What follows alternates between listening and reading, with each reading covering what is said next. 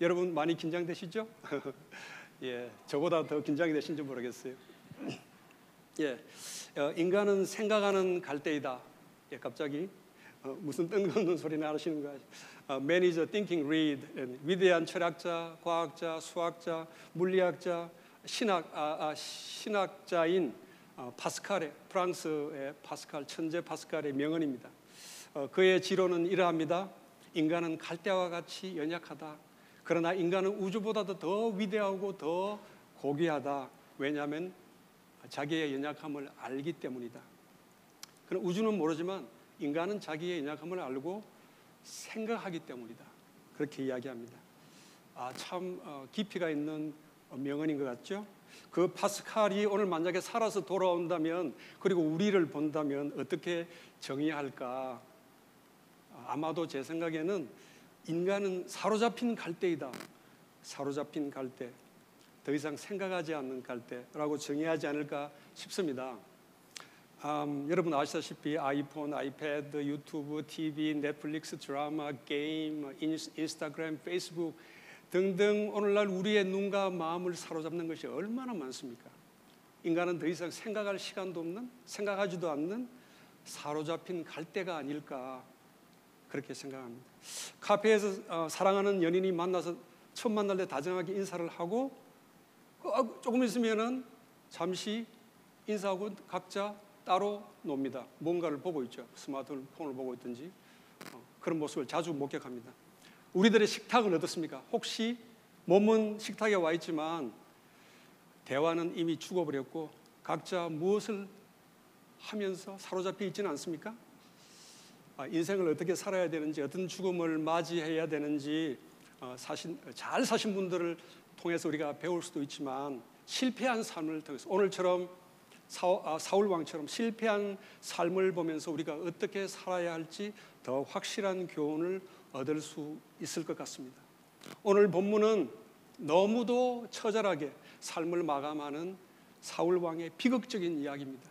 성경에 왜 이런 비극적인 이야기를 쓰셨을까? 40세에 이스라엘의 첫 왕으로 기름 부음을 받은, 영광을 받은 사울은 원래 겸손한 자였습니다. 그리고 그는 왕이 되고 난 후 얼마 되지 않아 하나님의 명령을 듣지 않고 순종하지 않은 어리석은 자가 되었습니다. 사무엘상 15장 10절 11절을 우리 같이 한번 읽어보면 좋겠습니다.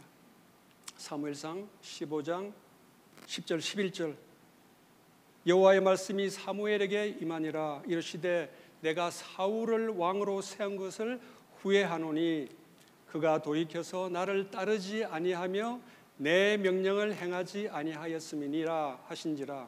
사무엘이 근심하여 온 밤을 여호와께 부르짖으니라.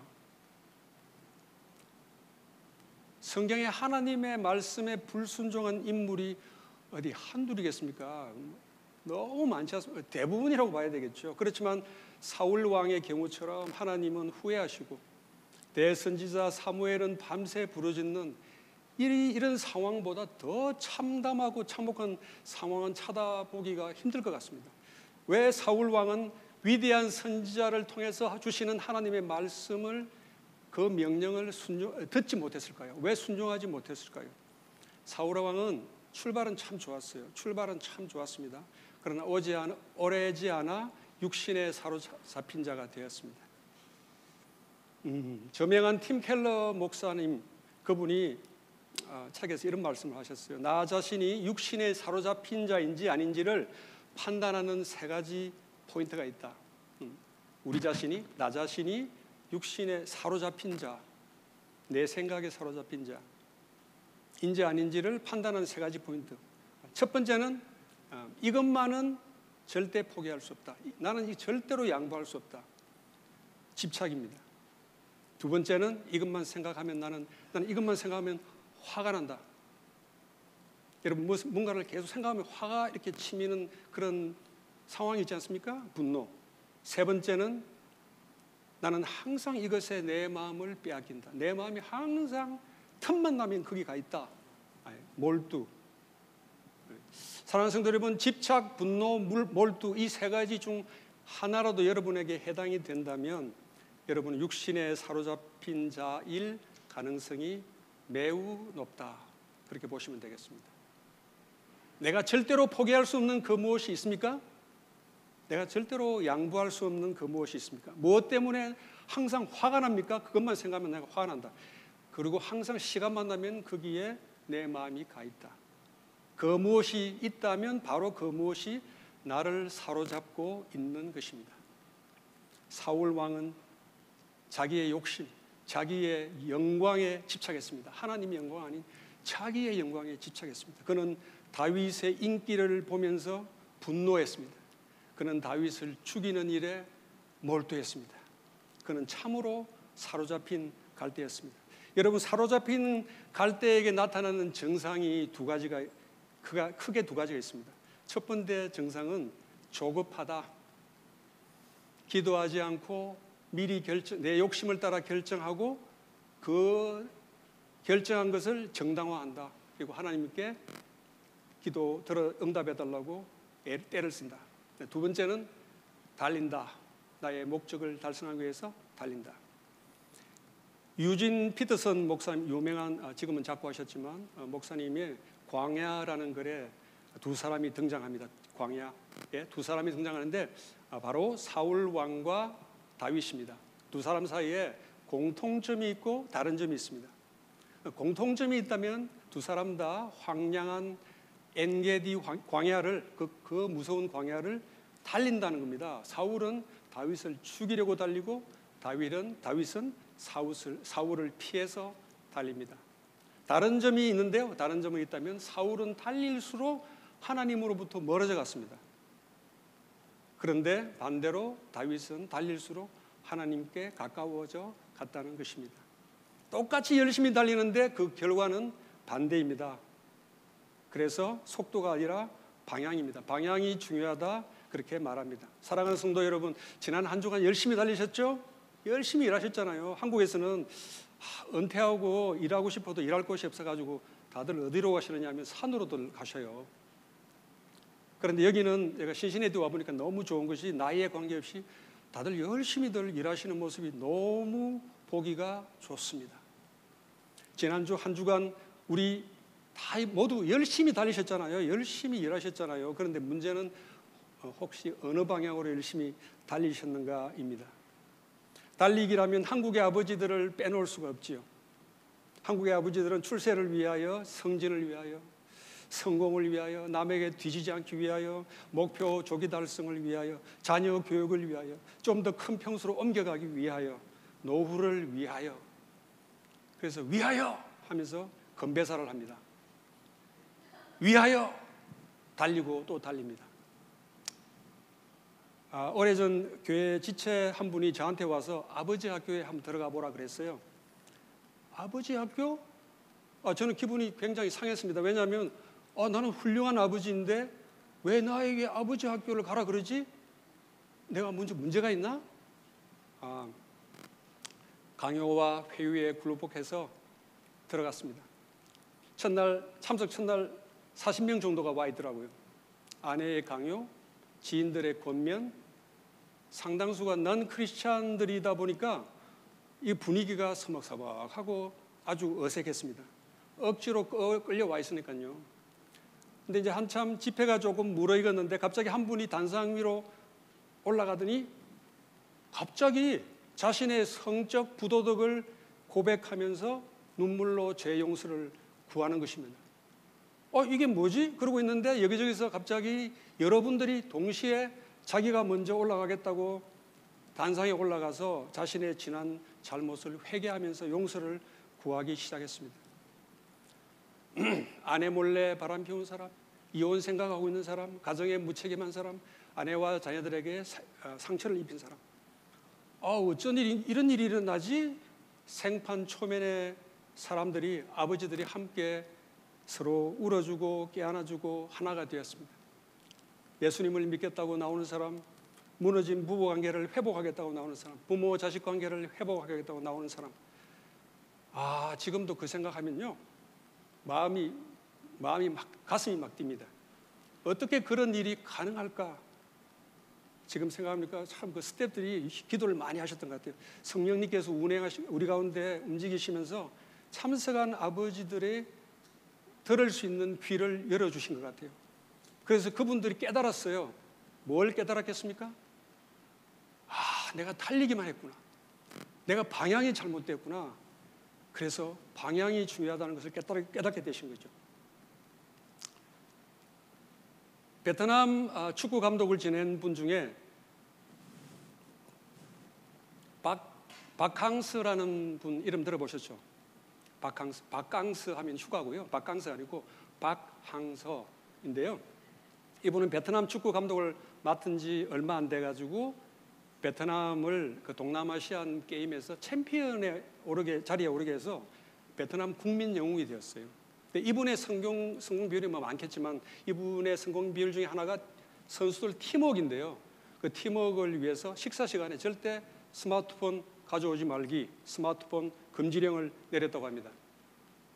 식사 시간만큼이라도 서로 얼굴을 보며 듣는 노력이 필요하다라는 기사를 본 적이 있습니다. 와, 정말 그렇다 싶습니다. 사랑하는 여러분, 어떤 관계이든 변화는 듣는 데서 시작합니다. 믿음은 들음에서 나고 들음은 예수 그리스도의 말씀으로 말미암느니라. 들음으로써 변화가 시작되는 거죠. 성경에는 들어라 들을지어다, 귀 있는 자는 들을지어다 라는 말이 1500여 회나 나온다고 합니다. 듣는 것이 얼마나 중요한지를 말해주고 있는 거 아니겠습니까? 우리가 얼마나 안 들었으면 하나님께서 들을지어다 라고 말씀하시겠습니까? 여러분, 나는 잘 듣고 있다 라고 생각하시죠? 난 귀 잘 들리는데. 그 엠마 저스테스라는 그 신학자이자 교수가 있습니다. 이분 책을 보면서 제가 많이 느꼈어요. 들리지 않는 것을 듣는 능력. 이분이 이것을 강조를 하시더라고요. 들리는 것은 물론이고 들리지 않는 것을 듣는 능력. 그래서 이분은 이렇게 표현합니다. 입에서 나오는 말이 전부가 아니다. 여러분 잘 들으십시오. 입에서 나오는 말이 전부가 아니다. 입에서 나오는 말의 저변에, 행간에, 앞뒤에 다른 깊은 의미가 놓여 있음을 알아야 한다. 그 사람의 눈빛, 얼굴 표정, 목소리의 톤, 분위기, 몸짓 등등 다른 모든 비언어적 요소들을 놓치지 않고 들리는 것을 넘어서 들을 수 있어야 한다. 들리지 않는 것을 들을 수 있어야 한다. 이야, 제가 이것을 보면서 가슴이 뜨끔하더라고요. 여러분, 이 기준을 적용하면 어떻습니까? 이 기준을 나한테 적용해 보십시오. 그래도 나는 잘 듣고 있어. no problem. 이렇게 생각하십니까? 근데 말이죠. 우리는 상대방이 이야기할 때 내 생각에 빠져 있고요. 내 우선순위가 중요해서요.